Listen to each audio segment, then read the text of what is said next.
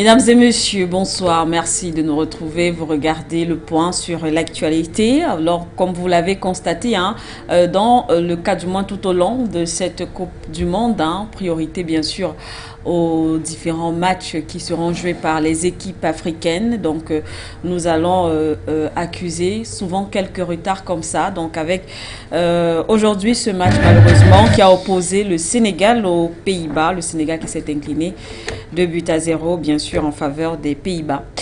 Alors ce soir, dans le cadre de cette édition du point sur l'actualité, eh bien, on va parler de cette sortie du président français Emmanuel Macron. Le week-end dernier s'est tenu, on le rappelle, le sommet de la francophonie à Djerba en Tunisie. À cet effet, 89 délégations étaient présentes et plus de 30 dirigeants, dont le président Alassane Ouattara de la Côte d'Ivoire, Macky Sall du Sénégal, Ali Bongo du Gabon, Paul Kagame du Rwanda ou encore Évariste Ndayishimiye du Burundi.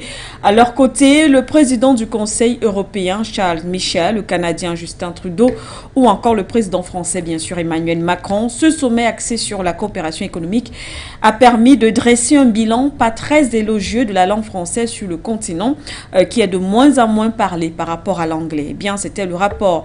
Toutefois, ce qui a retenu l'attention des panafricanistes et ce qui retient d'ailleurs notre attention ce soir, c'est qu'ils ont été interpellés. En effet, en marge de ce sommet, le président Emmanuel Macron a déclaré que la langue française représente pour le continent africain la vraie langue universelle et que la francophonie, c'est la langue du panafricanisme.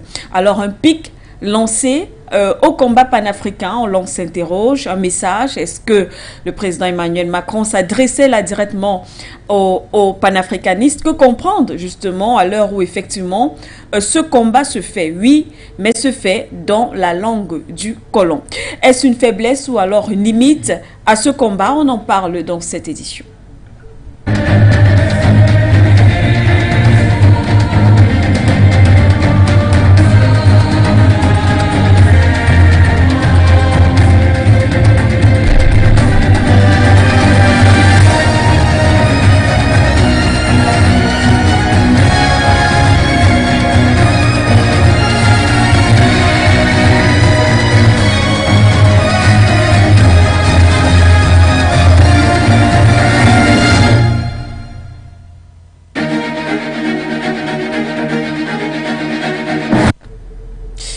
Jonathan Batengene, notre consultant permanent. Bonsoir, bienvenue monsieur.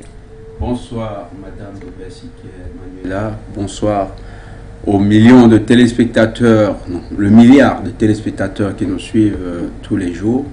Il faut le dire, l'algorithme pour mesurer l'audimat sur les réseaux sociaux est tronqué.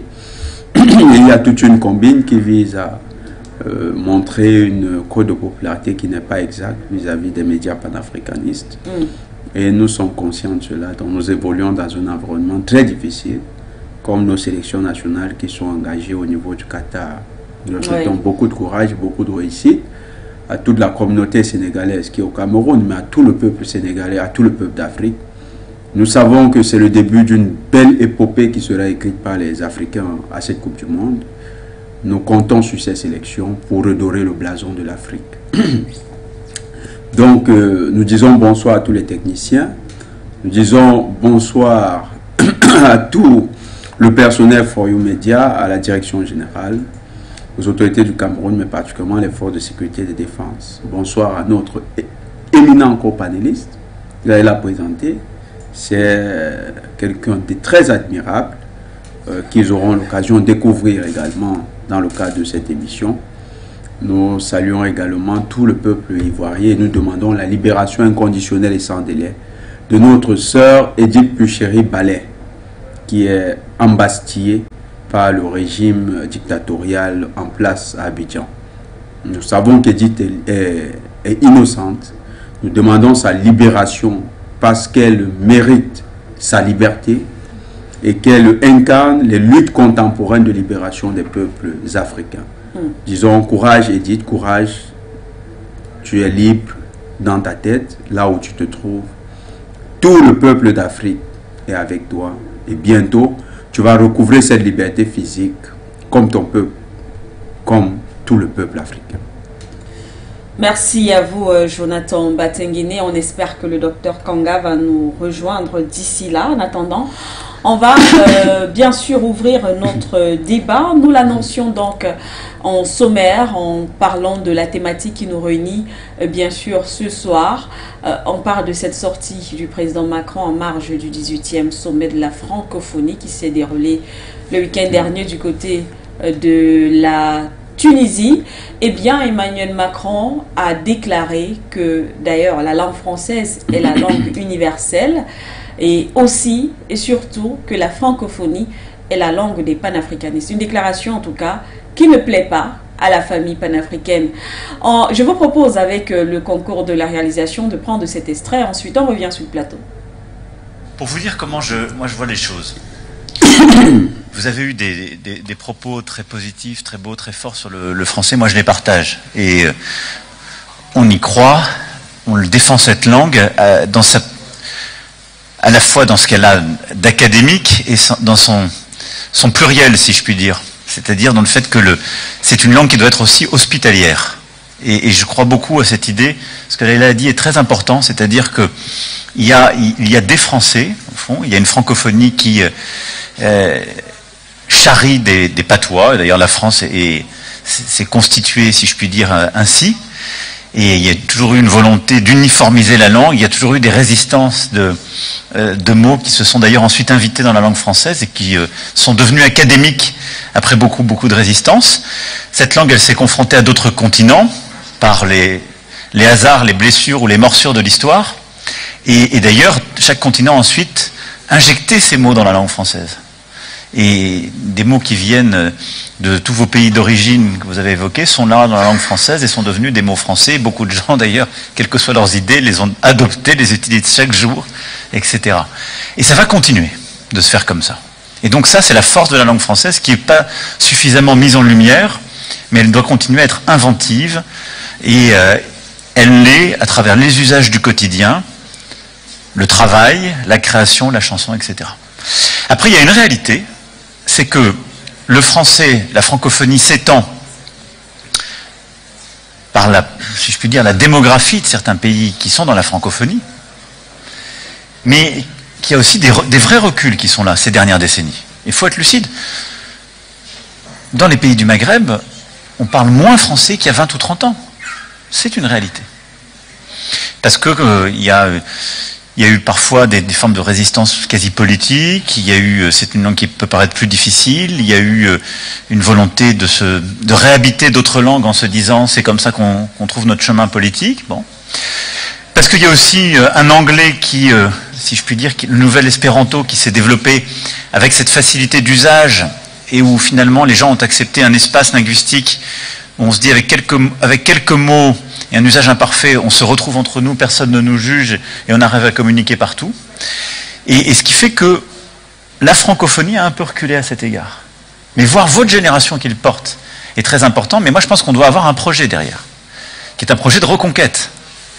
Non mais qui passe par créer en français, et moi je pense que c'est très important parce que quand on a un imaginaire, des héros, des héroïnes, des chansons qu'on aime et qui nous touchent, des livres qui nous ont bouleversés, c'est comme ça qu'on va vers une langue et que tous les efforts à ce moment-là sont possibles. Ensuite, c'est, comme ça a été dit, de re-rendre par vos générations cette langue hospitalière et de montrer dans tous les pays qu'on peut parler un français qui n'est pas forcément le français académique, mais qui est la langue qui va nous permettre de faire du commerce, de parler, de nous retrouver. Et je pense en particulier pour le continent africain, que c'est la vraie langue universelle du continent africain. Et c'est celle qui permet d'ailleurs de créer l'unité à laquelle moi je crois beaucoup. La francophonie, c'est la langue du panafricanisme. Si je devais faire un combat politique à l'envers, si je puis dire. Mais c'est vrai. C'est vrai. Et je crois que c'est celle qui porte aussi des vraies valeurs universelles, justement d'Haïti au continent africain, en passant par une partie du continent sud-américain et l'Asie du Sud-Est et le Pacifique. Donc c'est ce combat qu'on doit mener. Voilà, merci à la réalisation pour cet extrait. Alors, je vais commencer, bien sûr, avec vous, hein, Jonathan Batenguene. On rappelle également à nos téléspectateurs que vous pouvez, dès cet instant, appeler pour participer, si vous voulez, vous donner votre point de vue sur la thématique, hein, qui est donc, bien sûr, posée sur la table des discussions ce soir. Jonathan Batenguene, cette sortie du président Emmanuel Macron, la langue française, c'est la langue universelle du continent africain. Et bien sûr, la francophonie, c'est la langue du panafricanisme. En tant que panafricain, est-ce que vous reconnaissez dans cette déclaration? C'est une déclaration qui traduit aussi un manque une faible culture, une inculture du mouvement panafricaniste. Pourquoi? Le mouvement panafricaniste, quand vous regardez comment il émerge, 1776, on est dans les Amériques, où le peuple noir qui a été torturé par l'esclavage est en train de revendiquer sa dignité.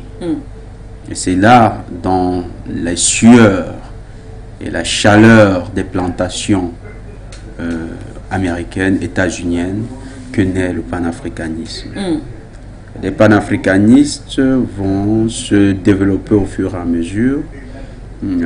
D'aucuns avec la complicité ou bien avec le concours de quelques occidentaux de bonne volonté, parce que le panafricanisme n'est jamais fermé. On a notre frère Luc Michel qui est panafricaniste, et ces occidentaux de bonne volonté vont appuyer le mouvement panafricaniste. On va mener 3 siècles, non 2 siècles précisément, de panafricanisme dans les terres anglo-saxonnes, avant que cela ne prenne véritablement en Afrique. Et en Afrique, cela va se développer avec le concours des diasporas africaines qui sont allées étudier à Londres. Et certaines, au contact des diasporas qui sont allées étudier à Londres, vont aussi être impactées au niveau de Paris.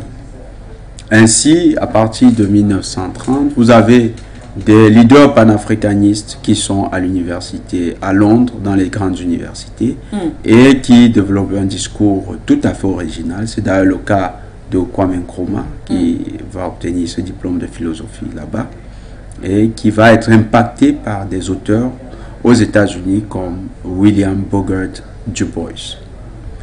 Et vous avez cette élite anglo-saxonne qui va jouer le rôle de pilier. Souvenez-vous, quand le Ghana est indépendant en 1958, 1958-1957 par là, quand le Ghana est indépendant, le Ghana, c'est Nkrumah qui sera une sorte de théoricien du panafricanisme.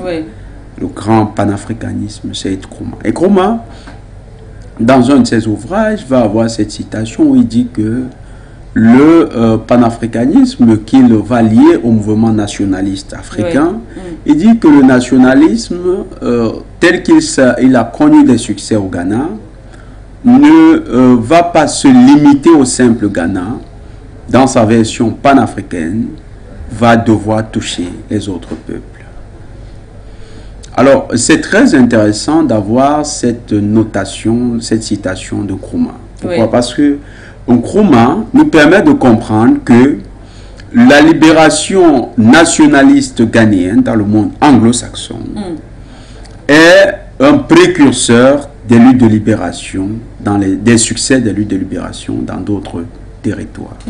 Donc, l'espace africain francophone, qui aujourd'hui est dans le cœur de la lutte de libération panafricaniste, ne connaît pas aussi un nouveau combat, mais l'amplitude du combat et les retombées du combat sont simplement bien plus importantes aujourd'hui dans l'espace francophone. Donc, il y a une mauvaise maîtrise d'abord de ce que c'est que le panafricanisme par le président de la Jeune Française, et maintenant, il y a une tentative de récupération, et d'ailleurs il va reconnaître dans la phrase qui va suivre qu'il mène le combat en sens inverse, parce qu'il sait que la lutte panafricaniste, qui est une lutte de libération, devra à terme supprimer l'usage des langues coloniales et néocolonial. Justement, il le dit, si je devais faire un combat politique, après avoir effectivement affirmé que la langue française, la francophonie est voilà, est la langue du panafricanisme. Alors il le dit, si je devais faire un combat politique, je le ferais bien sûr en l'envers. Est-ce que c'est pas également une façon de dire à ceux-là qui se revendiquent panafricanistes que peut-être que c'est là le combat en fait. Vous combattez plus ou moins ce néocolonialisme, mais avec un outil qui nous appartient, qui est la langue française. Non, il a raison. Il a raison sur ce point. Il ne faut pas se tromper. Il a raison de dire que ce combat, s'il le mène en sens inverse. Parce qu'il a conscience que dans la finalité du panafricanisme, l'usage des langues néocoloniales devra être stoppé. Donc, puisque c'est la finalité, ça fait partie des finalités du panafricanisme, il part d'un combat à sens inverse. Il dit donc que pour l'instant, ce combat se mène dans la langue française, mais il n'a pas du tout tort. Il a raison. Et c'est un avantage quand même pour la France, parce que lorsqu'on regarde en Afrique de l'Ouest, tous ces pays aujourd'hui qui se révoltent, le Mali, Burkina Faso, Guinée, en Afrique centrale, mais on se révolte, oui, mais avec la langue française. Donc du coup, il n'y a pas cette uniformisation. Madame Doumbé, la science, et c'est le nœud, le fondement du panafricanisme. La science telle qu'elle est connue aujourd'hui, c'est prouvé par les travaux historiques. La science est africaine. Elle naît en Égypte. Là, vous avez publié, il y a peu de temps, fait circuler diffusé un très bon documentaire, un film K2019. Tout à fait. À travers For You, vous avez diffusé le film, j'ai suivi. Et le film explique très bien comment les origines de la science, de tout ce que nous avons, les principes, théorèmes de mathématiques, qui ont été attribués à des Grecs, sont en fait des créations, des constructions africaines. La science est africaine. Est-ce que parce qu'aujourd'hui les scientifiques occidentaux reprennent cette science africaine et la valorisent, ça veut dire que nous, Africains, nous en bénéficions? Que non. Que non. La lecture que nous devons avoir doit être essentiellement celle-là. La langue est un véhicule. La langue est un véhicule.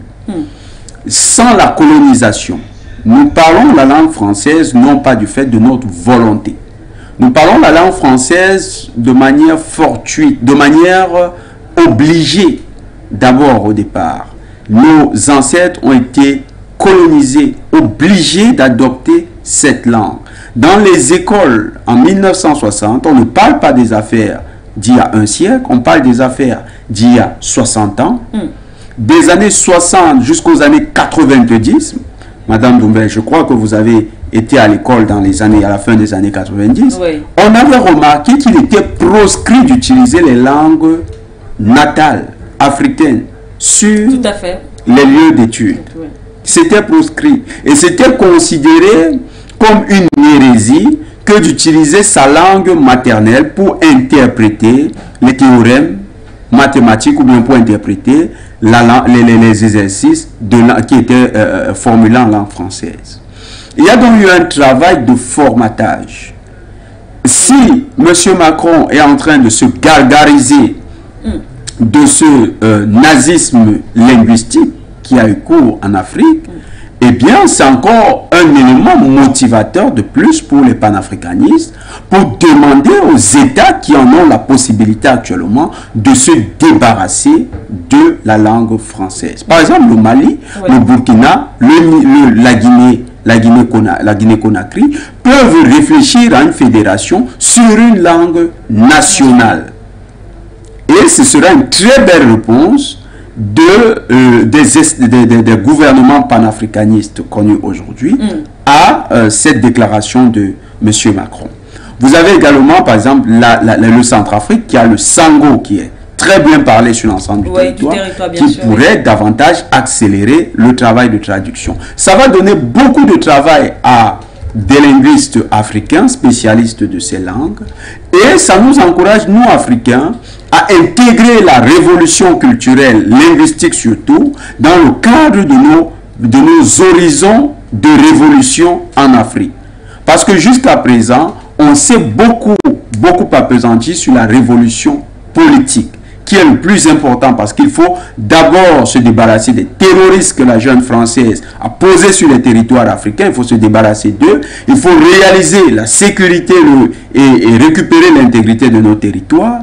Mais bien plus, nous pensons que nous devons nous fixer un horizon pour migrer vers des langues nationales africaines. Parce que c'est vraiment important. Eh bien, figurons-nous une chose. L'Europe que nous voyons aujourd'hui, cette Europe, à la Renaissance, et c'est bien parce que le président français est certes un très bon locuteur, un très bon un héros, c'est un héros au sens occidental du terme, c'est-à-dire un bon parleur, s'il fallait s'exprimer de manière triviale en Afrique, c'est un bon parleur. Cependant, il fait montre d'une inculture du point de vue historique phénoménale. L'Europe à la Renaissance, l'Europe de la Renaissance, c'est une Europe qui copie les textes arabes. Je répète, oui. L'Europe de la Renaissance copiait les textes arabes, traduisait les connaissances de l'arabe vers les langues européennes. Et donc, c'était devenu un phénomène de prestige dans cette Europe-là que de parler la langue arabe. Pourquoi? Simplement parce que le savoir qui venait de l'Égypte avait été consigné et s'était développé dans l'arabe. La France, dans son entreprise colonialiste, a conservé un ensemble de connaissances qui nous sont utiles pour, non pas en tant que la France en tant que pays particulièrement savant, mais utile au sens où, en tant qu'être humain, oui. Nous avons besoin de ces connaissances qui sont universelles pour nous projeter vers un horizon meilleur. Et donc, pendant ce temps où nous avons besoin de ces connaissances, nous avons appris la langue française. Nous allons traduire maintenant ces connaissances dans nos langues maternelles et nous allons nous débarrasser de la langue française. C'est aussi simple que ça. C'est une étape dans la révolution. Si le président de la jeune française utilise cela encore comme un atout, eh bien nous lui donnons rendez-vous d'ici 15, 20 ans. Il verra bien que dans les pays africains, le français aura encore vraiment reculé parce que les Algériens, par exemple, ils ont réussi leur guerre de libération en 1962, mais ce n'est que récemment oui. qu'ils sont passés à l'anglais pour la langue commerciale à l'international et l'arabe pour l'ensemble des textes en interne. C'est un processus qui a demandé du temps et se débarrasser de la langue française nous prendra encore un peu de temps, mais ça se fera. Ok. La réalisation, bien vouloir afficher les différents numéros de téléphone pour permettre à nos téléspectateurs, ceux-là qui veulent intervenir, voilà, merci. Alors, Jonathan, on comprend aujourd'hui que justement l'utilisation de cette langue, la langue française, c'est un outil, ça rentre dans ce qu'on a généralement l'habitude d'appeler le soft power. Est-ce qu'aujourd'hui les États africains ne devraient pas aussi, peut-être, pourquoi pas, vous avez tantôt parlé de ces États, Mali, Guinée, qui pourraient, entre autres, se retrouver, essayer de créer une sorte... Voilà, une langue nationale. Oui. Et avoir un échéancier de migration. Mais il va également justement de la volonté politique de nos États. On a vu lors de ce sommet, le 18e d'ailleurs, de l'OIF, beaucoup de chefs d'État africains étaient quand même présents, étaient représentés. Est-ce que ce n'est pas une limite? C'est une façon d'adouber ce mouvement et justement de donner peut-être le bâton pour qu'on soit frappé. Le sommet était organisé en Afrique. Oui, en Tunisie. Les chefs d'État africains y sont allés. Nous reconnaissons que c'était une erreur phénoménale. Ils n'auraient pas dû s'y retrouver. Sinon, à côté des chefs d'État africains, des chefs d'État européens. Ils sont 81. L'OIF est l'organisation en termes de coopération linguistique, l'une des organisations les plus importantes dans le monde. Oui. 81. Tandis que le Commonwealth font autour de 56. Okay. Donc, c'est beaucoup plus important en termes de nombre de pays que le Commonwealth. Mais en termes de puissance politique, le Commonwealth est bien plus important parce que le Commonwealth, c'est les pays puissants dans le monde qui se retrouvent dans le Commonwealth. Vous avez les États-Unis, vous avez l'Angleterre, vous avez au moins 2 pays avec 3 de veto au Conseil de sécurité. Donc, c'est beaucoup plus puissant. Cependant, dans l'OIF, Oui. La France a voulu reproduire le modèle du Commonwealth. Une domination par la culture. Oui. C'est un modèle qui a été inventé par les Britanniques pour consolider leur influence dans les territoires qui devaient être indépendants. Ça a commencé aux années 1930. Et le Commonwealth, contrairement à l'OIF, le Commonwealth est une organisation qui repose sur la monarchie britannique. Mais l'OIF, il y a des principes plus ou moins dits démocratiques. N'eût été les révélations d'Henri Lopez, le Congolais, Henri Lopez, qui a fait des révélations fracassantes sur les combines au sein de l'OIF, notamment avec l'élection de Mme Mushikiwabo, qui est une véritable entourloupe, une injure à tous les pays qui se réclament francophones. Pourquoi elle est quand même... le Rwanda n'était pas membre de l'OIF. Comment élire comment mettre à la tête de l'OIF une représentante d'un pays du Commonwealth? C'était une aberration terrible. Donc, et ça s'est fait au mépris des candidatures comme celle d'Henri Lopez. Donc vous avez cette organisation qui ne représente ni les idéaux démocratiques qu'elle veut vendre, et qui ne représente pas les peuples dans leur dynamique propre. Oui. Par exemple, l'OIF, ça a toujours été l'instrument utilisé pour mettre en minorité les mouvements panafricanistes en Afrique. On a toujours utilisé l'OIF pour cela. C'est pourquoi vous avez vu, Senghor était très influent à l'OIF, Abdou Diouf après lui, et ça a été le mécanisme par lequel on récompensait les endocolons. Donc lorsque les endocolons ont réalisé leur carrière au niveau national et qu'on veut leur trouver des débouchés à l'international, c'est un poste dans ce genre d'organisme. C'est des passerelles du néocolonialisme par la langue. Nous, Africains, de participer à ce jeu, c'est un jeu morbide pour nos nations. C'est un jeu morbide pour nos souverainetés. Parce que la souveraineté, elle n'est pas seulement politique, elle n'est pas seulement militaire, elle n'est pas seulement économique. La souveraineté est aussi linguistique. Et M. Macron, dans sa remarque, nous disons encore, il n'a pas fait tort, il n'a pas fait faux de remarquer que, pour l'instant, la langue française est encore trop dominante en Afrique. Du moins francophone. Oui, en Afrique francophone. Tout à fait. Dans le Maghreb, en tout cas... le Maghreb a déjà réalisé. Oui. Le Rwanda nous a donné la solution avec ce genre de situation. C'est rompre totalement avec l'OIF. Même si le président Kagame était présent hein, quand même à ce sommet. Kagame joue la carte personnelle. Il faut noter que Kagame et l'OIF, ce n'est pas une histoire d'amour. Kagame, c'est des intérêts cash. Oui. Et actuellement, il y a un problème assez important où M. Kagame est mis en minorité au niveau des Grands Lacs. Il a besoin des soutiens de poids comme Macron pour continuer sa base besoin. Il faut noter que Kagame, c'est quand même un agent de la CIA qui est aujourd'hui en disgrâce avec ses propres patrons. Ou du moins, il est dans une situation très inconfortable avec ses propres patrons de la CIA. Donc, il cherche des passerelles pour mieux se positionner. L'OIF, pour véritablement peser, les États africains doivent prendre, pour exemple, le modèle rwandais. Pas dire que le Rwanda soit un exemple, mais qu'ont fait les Rwandais? Les Rwandais se sont coupés. Les Rwandais se sont coupés de l'OIF, se sont coupés de la sphère francophone et se sont taillés une posture dans leur sous-région, dans la sous-région Afrique centrale, telle que aujourd'hui ils sont devenus incontournables pour les enjeux géopolitiques. Donc les pays africains qui souhaitent véritablement lutter pour leur autonomie ont le modèle par lequel ils doivent se développer. Sauf que l'exemple rwandais a des limites. Ils sont entrés au Commonwealth. Nous, ce que nous nous proposons en tant que panafricanistes, et nous le disons encore, oui, dans la langue du colon, mais eux-mêmes ne peuvent pas se vanter de ne pas utiliser, quand ils utilisent par exemple l'algèbre vient des pays arabes.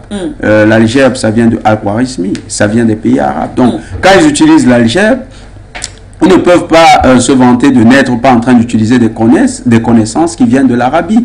Quand ils travaillent sur des phénomènes comme la chirurgie, ils se souviennent quand même que les développements notoires de la chirurgie, c'était sous Avicenne. Et Avicenne, c'était un Arabe? Est-ce qu'ils rendent pour autant hommage aux Arabes? Est-ce qu'ils reconnaissent cette arabicité des développements de la chirurgie? Ils se contentent des développements contemporains. Et le français, comme l'anglais, comme le chinois, comme l'espagnol, comme d'autres langues, ont l'avantage qu'ils ont déjà sédimenté, ces langues ont déjà sédimenté les connaissances. Donc, pour le développement même de nos langues locales, nous aurons besoin d'aller creuser dans les connaissances qui sont disponibles dans ces langues-là. Ce n'est pas seulement la langue française, c'est aussi les autres langues que nous avons citées.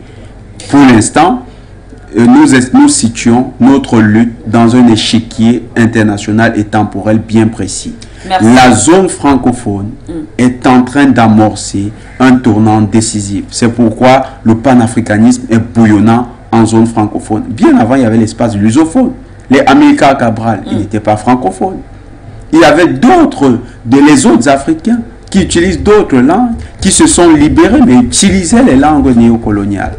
Donc, M. Macron fait montre d'une inculture phénoménale en matière de panafricanisme. Le panafricanisme ne se résume pas à la lutte actuelle qui est en train d'être menée dans l'espace francophone. Merci à vous, Jonathan Batenguene. On rappelle effectivement que parmi ces pays francophones africains, il y a le Togo et le Gabon qui ont également rejoint le Commonwealth. Il y a de cela quelques mois aussi, le président Ali Bongo.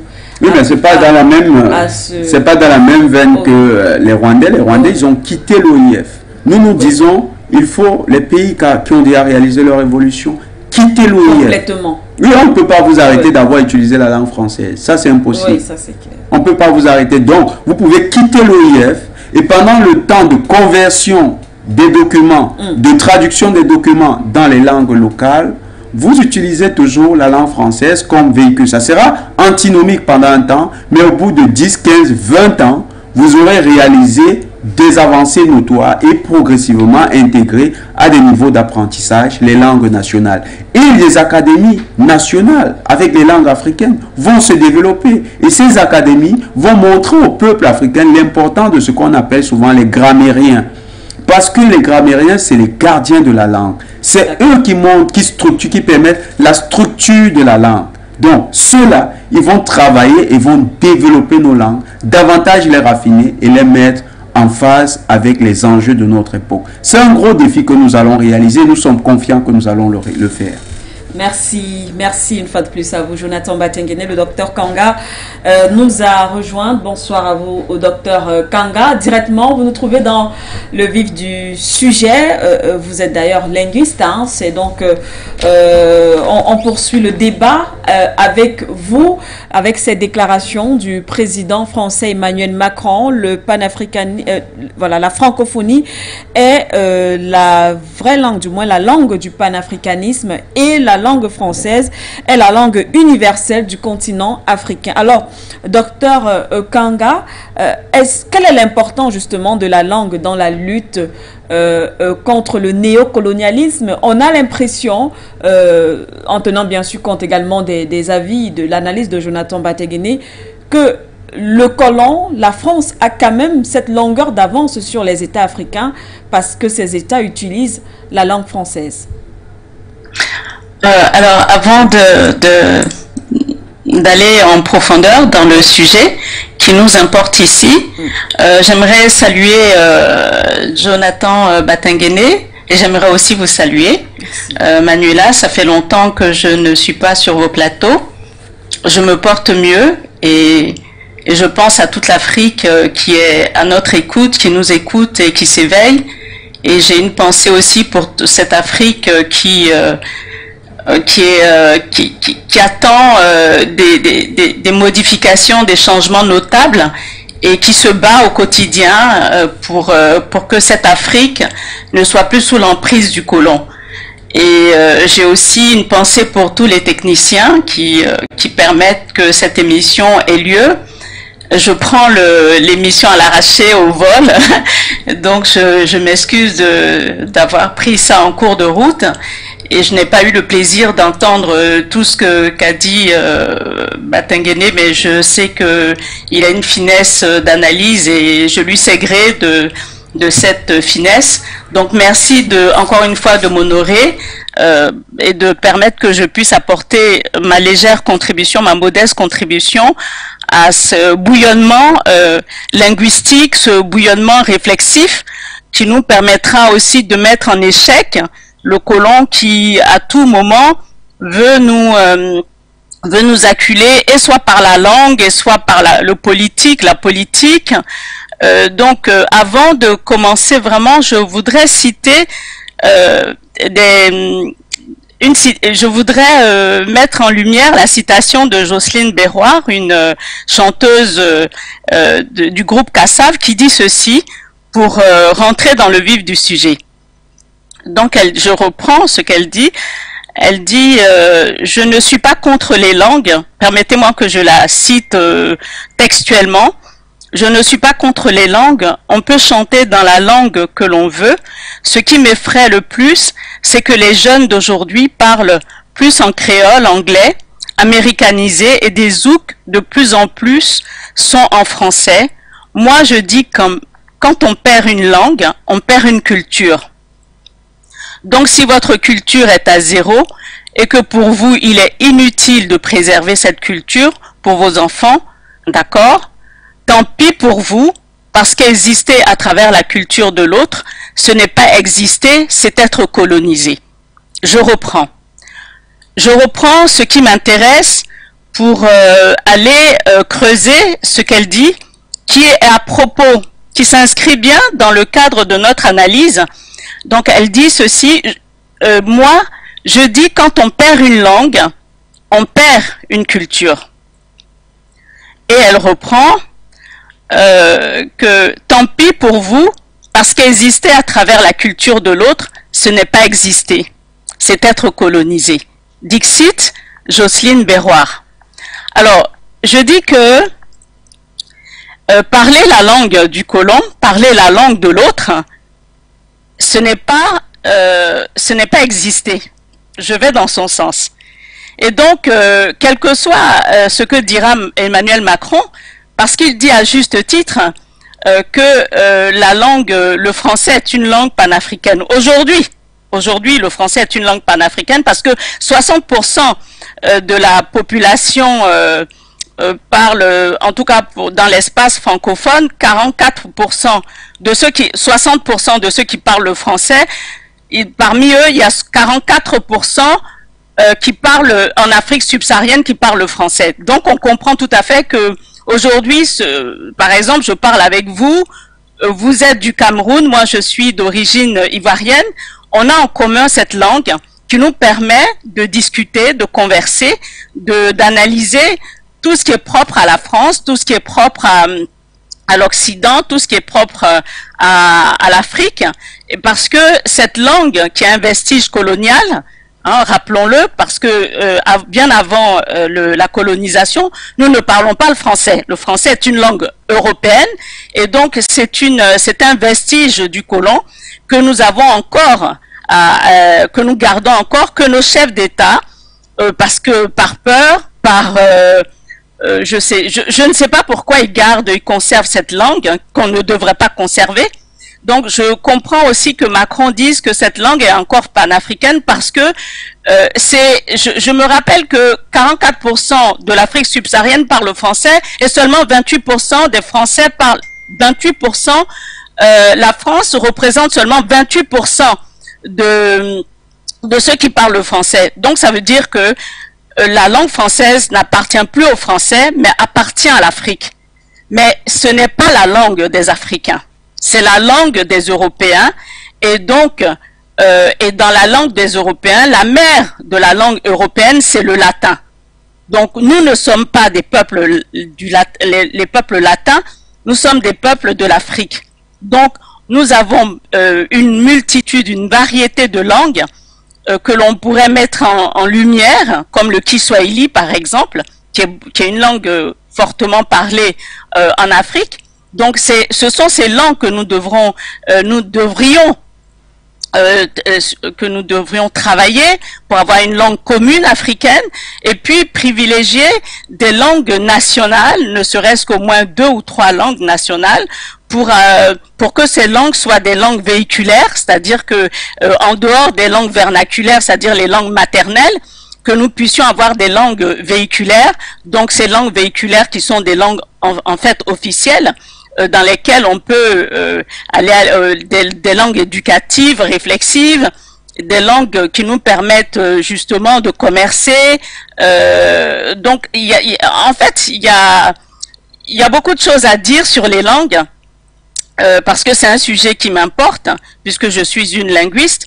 Et j'aimerais aussi dire que, quel que soit ce que dira Macron, en précisant que le français est une langue panafricaine, je dirais aussi que c'est parce que cette langue nous a imposé qu'elle est encore une langue panafricaine.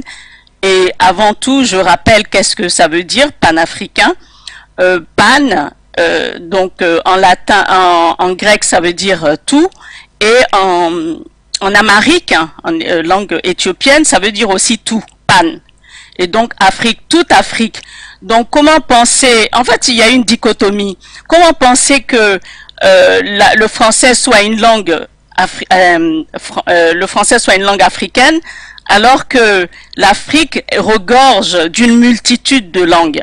Donc il a pas tort en partie, mais il a aussi tort en partie, parce que l'Afrique a plusieurs langues. Par exemple, pour ne citer que celle en Côte d'Ivoire, il y a au moins une variété de langues, il y a au moins 64 dialectes et langues parlées. Donc, et je suppose que au Cameroun, il y a aussi une foultitude de langues qui permettent aux gens de parler des langues maternelles qu'on appelle donc les langues vernaculaires. Et toutes ces langues-là font la richesse de l'Afrique. Je déplore que nos chefs d'État n'aient pas, jusque depuis l'indépendance, n'aient pas pu faire le travail qu'il faut pour qu'on parle des langues africaines. Voilà ce que j'avais à dire. Oui, docteur Kanga, je reviens vers vous dans quelques secondes seulement, Jonathan. Oui, il faut noter. Docteur, je vous salue. Il faut noter qu'il y a un élément fort. La langue française n'est pas partagée par les Africains. Elle est imposée, comme le docteur Kanga le disait, comme nous le précisions d'entrée. Oui. La langue française fait partie des 11 accords coloniaux. Ok. Ça fait partie des 11 accords coloniaux. Vous allez utiliser et préserver la langue française. C'est un des points majeurs de ces accords.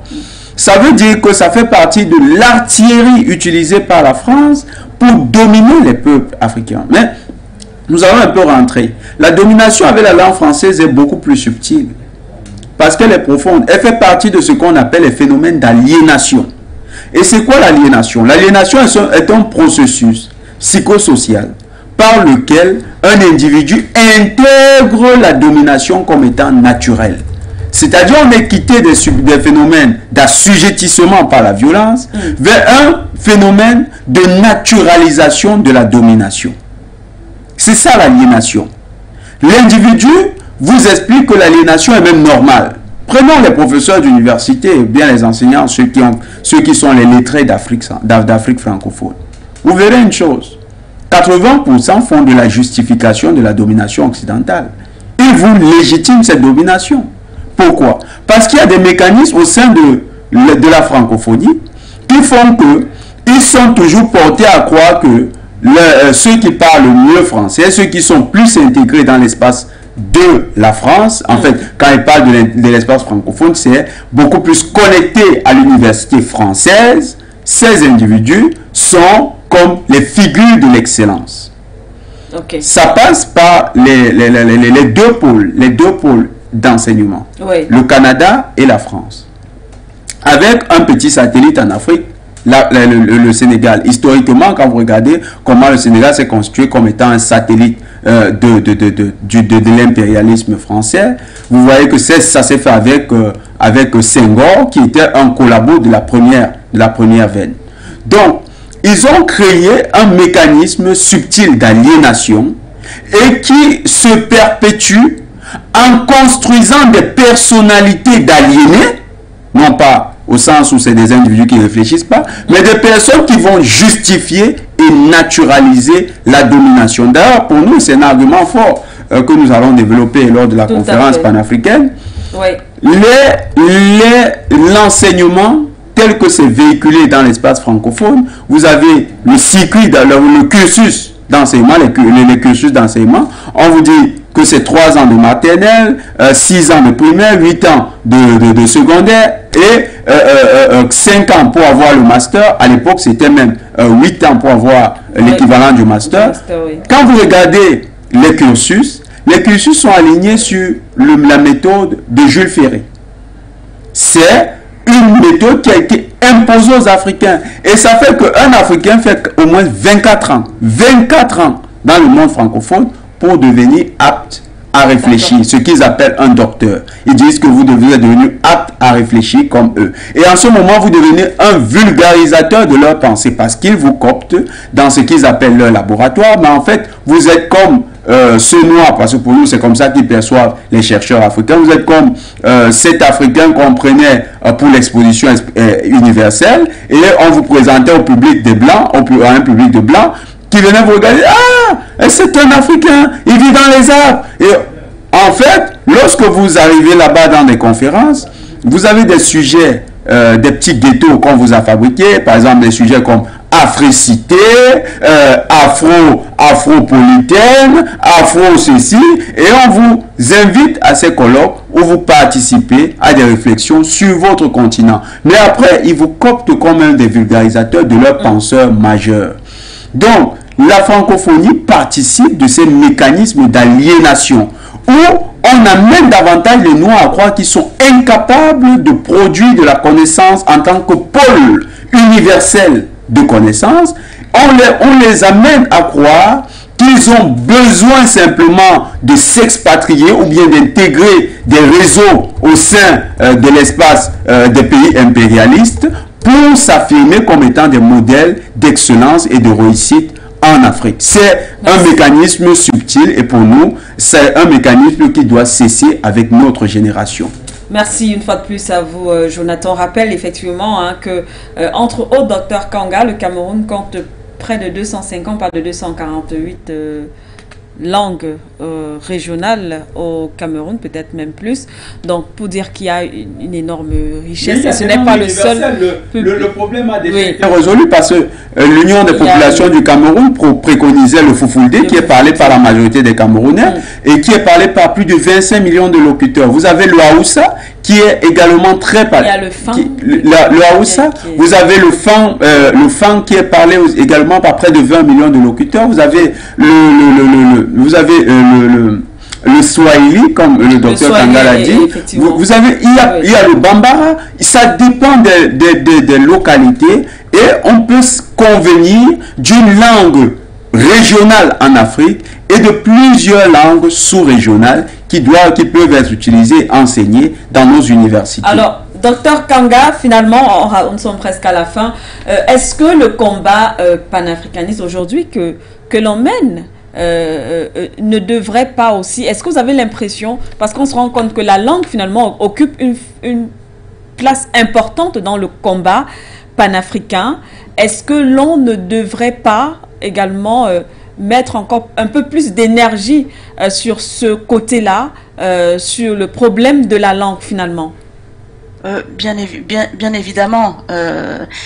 Comme je ne suis plus prof, j'ai décidé de ne plus être prof de français parce que quand on dit linguiste, bien évidemment, je suis prof classique de lettres classiques. Qu'est-ce que ça veut dire? Ça veut dire je parle le latin, je parle le grec, les langues mères des langues européennes. Donc j'ai décidé de ne plus être professeur de français par choix, parce que par rapport à mon combat, ça n'a pas de sens de continuer à être professeur de français, de prôner, d'amener les élèves à réfléchir sur cette langue et à travailler, à analyser dans cette langue, alors que je la pourfends, alors que je la critique, alors que je ne veux plus. Donc pour moi la langue, c'est un défi aussi important que la fin du CFA, parce que on peut avoir la fin du CFA, mais si on pense, on rêve, on construit grâce à la langue, à cause de la langue coloniale, ben on est toujours colonisé. Parce que la colonisation n'est pas que monétaire, elle est linguistique, elle est culturelle. Parce que quand on apprend que nos colons étaient des Gaulois, ben non, c'est faux. Nos colons n'étaient pas des Gaulois.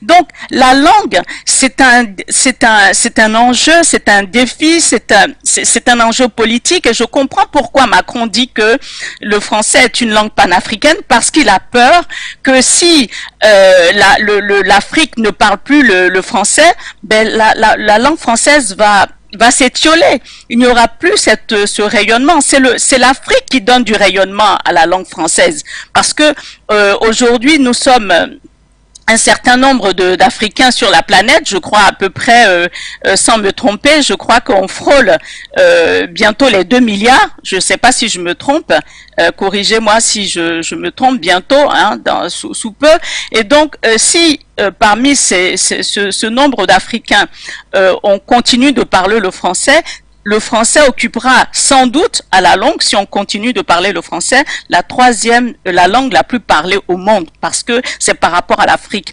En fait, on nous insulte. Le président Macron et tous les présidents de la Ve République passent leur temps à nous insulter. Or, ce qui fait la force de la France, c'est l'Afrique.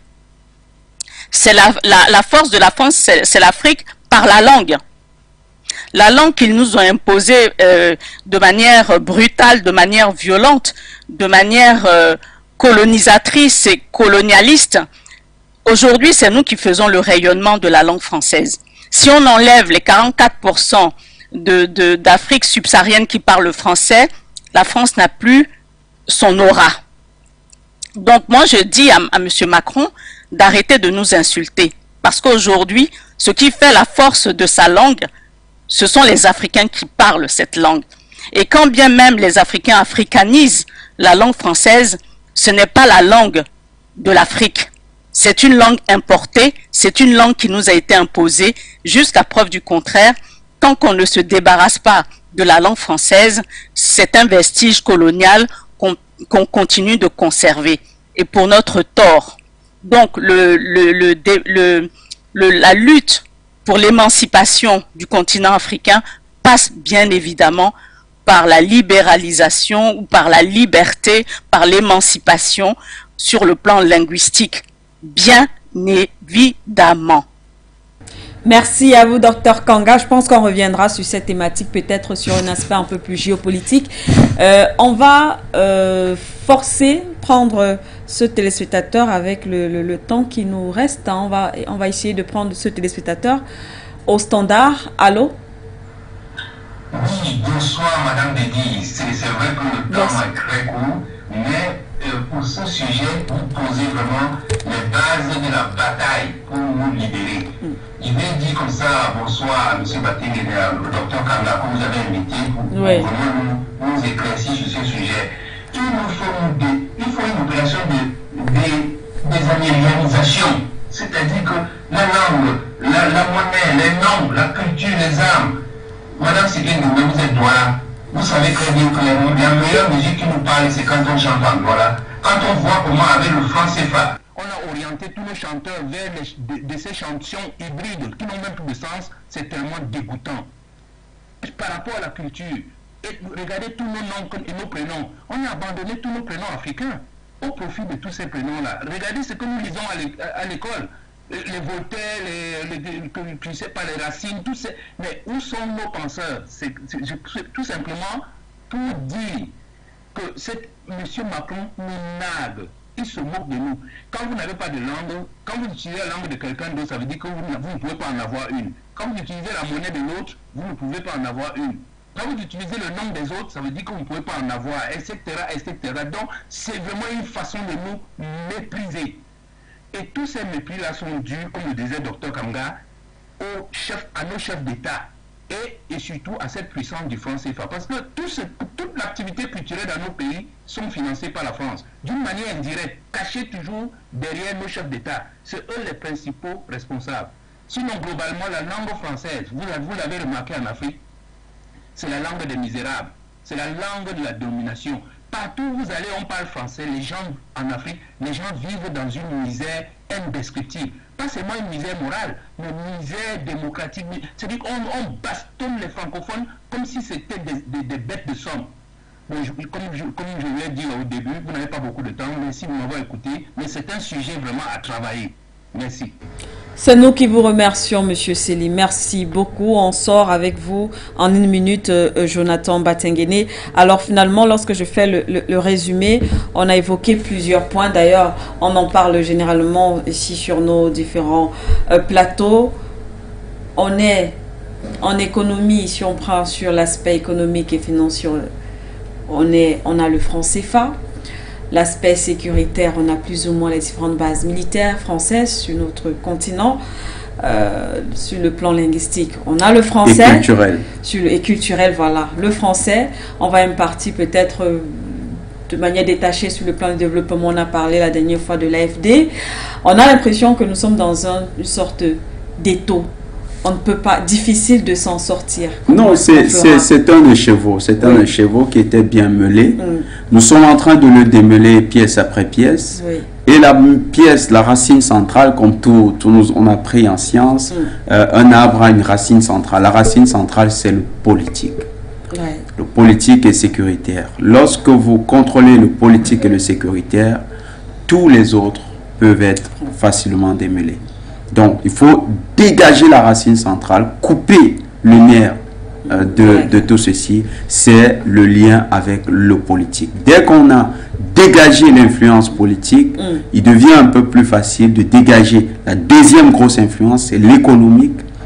Et avec tous les deux, on peut entamer la révolution culturelle. Donc, nous comptons sur les Maliens, les Burkinabés, les Centrafricains, et les autres pays, le Cameroun, bon, le pays qui a déjà réalisé sa révolution culturelle, d'ailleurs il n'en a pas trop besoin, c'est l'Éthiopie. On parle là-bas la Mali, on parle d'autres langues nationales. Donc il faut qu'on passe à des langues nationales en Afrique. Mais nous sommes, puisque le panafricanisme c'est l'unité des peuples d'Afrique, il faut davantage des langues nationales avec une portée internationale sur le continent. C'est pourquoi nous avons proposé des langues qui ont déjà cette portée internationale. Vous savez, le Fufulde, le Hausa, le Swahili, le Bambara, qui sont parlés par d'énormes quantités de locuteurs et qui peuvent être utilisés dans le cadre de l'unité des peuples noirs. Merci à vous, Jonathan Batenguene. Merci bien sûr au docteur Kanga qui nous a fait l'honneur, en tout cas, de nous rejoindre et de partager ce petit instant avec nous. On l'a dit, hein, c'est un sujet qui reviendra bien sûr dans le cadre de nos éditions. Merci à vous également, chers téléspectateurs, de nous avoir suivis de bout en bout. C'est la fin de cette autre édition du Point sur l'actualité. Merci. À très bientôt.